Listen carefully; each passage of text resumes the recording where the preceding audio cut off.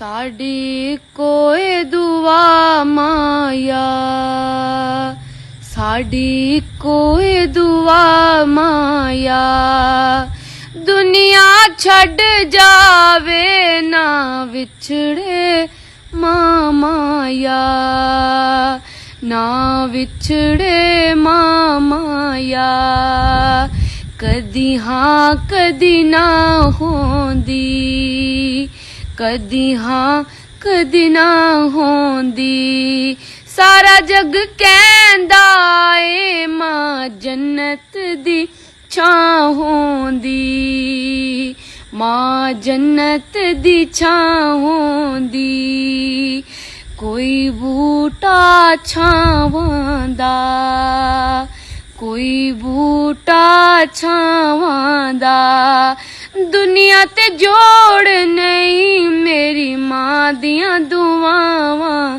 दा, मेरी मां दियां दुआवां दा। अस्सलाम वालेकुम। तो कैसे हैं आप सारे मेरे प्यारे बहन भाई? मैं उम्मीद करती हूँ कि आप सारे ठीक होंगे। तो ये मेरे बहुत ही प्यारे जो है वो मेरे भाई हैं, भाई अली। तो आप सब ने इनके लिए दुआ करनी है कि अल्लाह ताला इनके वालिदैन को सदा सलामत रखे, आमीन इंशाल्लाह ताला।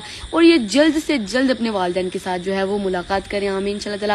अल्लाह ताला इनको परदेश में हमेशा खुश रखे, अगर इनकी कोई परेशानी अल्लाह दूर कर दे, आमीन इंशाल्लाह ताला। तो भाई अली, आपने बताना कि आपको ये वीडियो कैसे लगी।